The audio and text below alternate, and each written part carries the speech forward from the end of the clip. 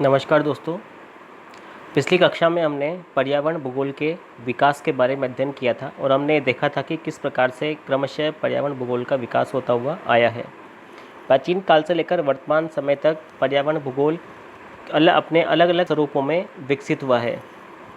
पर्यावरण भूगोल के विकसित होने में यदि मध्यकाल या 17वीं 18वीं शताब्दी से दृष्टिपात किया जाए तो Humboldt, Ritter, Ratzel, Semple, Isaiah Bowman, Herbertson, Griffith Taylor जैसे प्रमुख विद्वानों का योगदान रहा है। इस प्रकार से भूगोल के शास्त्रीय युग में पर्यावरण भूगोल एक अलग विषय के रूप में उभर करके सामने आया है। विशेष रूप से यदि देखा जाए तो द्वितीय विश्व युद्ध के उपरांत जब पर्यावरणीय समस्याएं सामने आने लगी तो पर्यावरण भूगोल का विकास एक अलग विषय के रूप में होने लगा और यहीं से पर्यावरण भूगोल को एक अलग विषय के रूप में मान्यता मिली। सन 1950 के उपरांत पर्यावरण के विभिन्न पक्षों के स्वतंत्र अध्ययन को मद्देनजर रखते हुए पर्यावरण भूगोल शीर्षक को पृथक रूप में महत्व दिया जाने लगा। यानी पर्यावरण भूगोल को पृथक रूप से महत्व दिया जाने लगा, एक अलग विषय के रूप में इसे जाना जाने लगा। ऐसा माना जाता है कि सर्वप्रथम के हेविट और एफ के हेयर नामक दो विद्वानों ने 1973 में प्रकाशित शोध पत्र में सर्वप्रथम पर्यावरण भूगोल शब्दावली का प्रयोग किया। ये काफ़ी महत्वपूर्ण तथ्य है कि 1973 में सबसे पहले हेविट और हेयर नामक विद्वानों ने अपने एक शोध पत्र जो कि 1973 में प्रकाशित किया गया था में सबसे पहले पर्यावरण भूगोल शब्दावली का प्रयोग किया। इस प्रकार पर्यावरण भूगोल के अध्ययन के रूप में प्रमुख रूप से मानव पर्यावरण संबंधों का अध्ययन किया जाता है, जो कि मानव पर्यावरण में निवास करता है, पर्यावरण मानव पर प्रभाव डालता है और मानव पर्यावरण पर प्रभाव डालता है।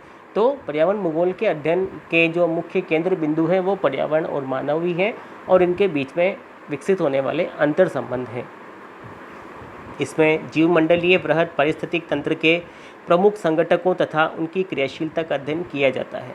यदि पारिस्थितिक दृष्टि से भी देखा जाए तो मनुष्य पारिस्थितिक तंत्र का एक प्रमुख अंग है।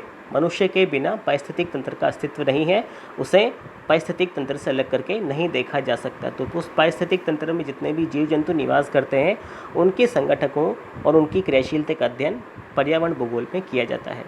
यदि इस दृष्टि से अध्ययन किया जाए तो इस उपागम को पारिस्थितिक इकोलॉजिकल अप्रोच या पारिस्थितिक उपागम के नाम से जाना जाता है। किस को जाना जाएगा? यदि पर्यावरण भूगोल का अध्ययन पारिस्थितिकी की दृष्टि से किया जाए तो उसे पारिस्थितिकी उपागम के नाम से जाना जाएगा। इसके अंतर्गत पृथ्वी तल के प्राकृतिक पर्यावरण एवं प्रौद्योगिकी स्तर पर विकसित मानव के मध्य अंतर संबंधों के स्थानिक गुणों का पारिस्थितिकी के संदर्भ में अध्ययन किया जाता है। यानी यदि पारिस्थितिकी के गुण और उसकी विशेषताओं को ध्यान में रखते हुए पर्यावरण के विभिन्न घटकों का अध्ययन किया जाएगा तो वो पारिस्थितिक उपागम कहलाएगा।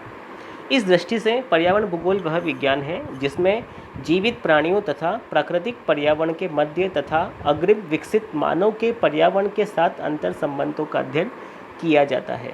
यानी सारांश रूप में देखा जाए तो पर्यावरण भूगोल वह विज्ञान है जिसमें मानव तथा पर्यावरण के साथ अंतर संबंधों का अध्ययन किया जाता है। यहाँ पर हम पहले चर्चा कर चुके हैं कि मानव तथा पर्यावरण प्रमुख अंग हैं भूगोल के और पर्यावरण मानव को प्रभावित करता है, मानव पर्यावरण को प्रभावित करता है, तो जिससे दोनों के मध्य में अंतर संबंधों की उत्पत्ति होती है और इन्हीं अंतर संबंधों का अध्ययन पर्यावरण भूगोल में किया जाता है।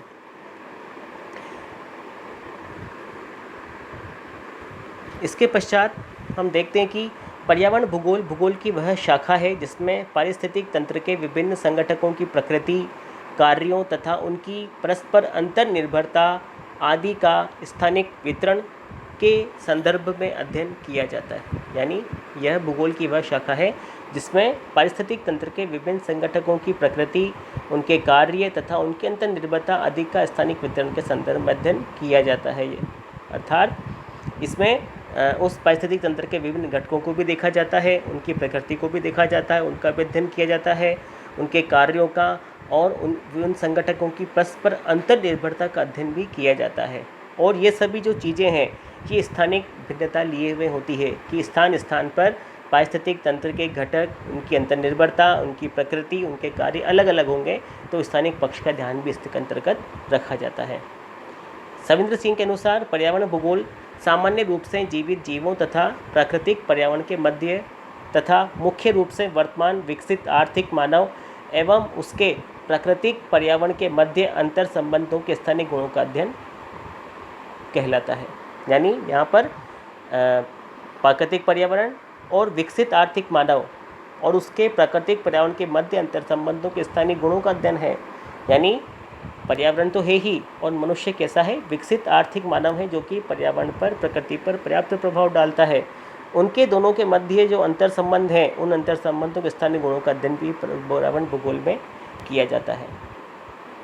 उन्होंने आगे लिखा है कि पर्यावरण भूगोल में पर्यावरण के विभिन्न संगठकों तथा उनके आपसी अंतर संबंधों एवं अंतर क्रियाओं का सामान्य रूप से तथा मनुष्य एवं पर्यावरण के संगठकों के मध्य अंतर क्रियाओं का क्रमबद्ध अध्ययन है। यानी मूल रूप से पर्यावरण भूगोल की परिभाषा या उसका अर्थ यह है कि पर्यावरण भूगोल और मानव के मध्य अंतर संबंधों का स्थानिक वितरण का अध्ययन किया जाना ही पर्यावरण भूगोल कहलाता है। तो यहाँ पर इसके 3 मुख्य पक्ष हो गए, पर्यावरण, मानव और उनके अंतर संबंधों का स्थानिक पक्ष। क्योंकि जो मानव पर्यावरण अंतर संबंध होते हैं वो स्थान स्थान पर अलग होते हैं, अलग अलग प्रकार के पाए जाते हैं। इस प्रकार पर्यावरण भूगोल में संपूर्ण जीव मंडल का अध्ययन किया जाता है। जीव मंडल बृहद पारिस्थितिक तंत्र में विभिन्न पारिस्थितिक तंत्रों के संगठकों के मध्य परस्पर अंतर क्रियाओं तथा उनका मानव से संबंध व पर्यावरण पर प्रभावशीलता का अध्ययन पर्यावरण भूगोल में किया जाता है।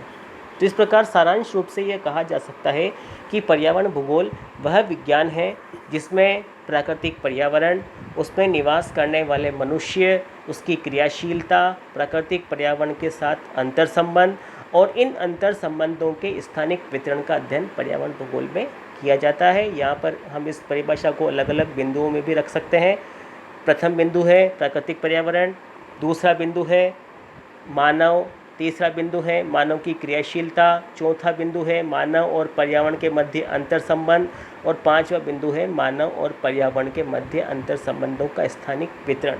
इन सभी तथ्यों का अध्ययन जिस विज्ञान में या जिस भूगोल की शाखा के अंतर्गत किया जाता है वह मानव भूगोल के नाम से पर्यावरण भूगोल के नाम से जानी जाती है। पर्यावरण भूगोल मानव भूगोल का ही एक विशिष्ट अंग माना जाता है।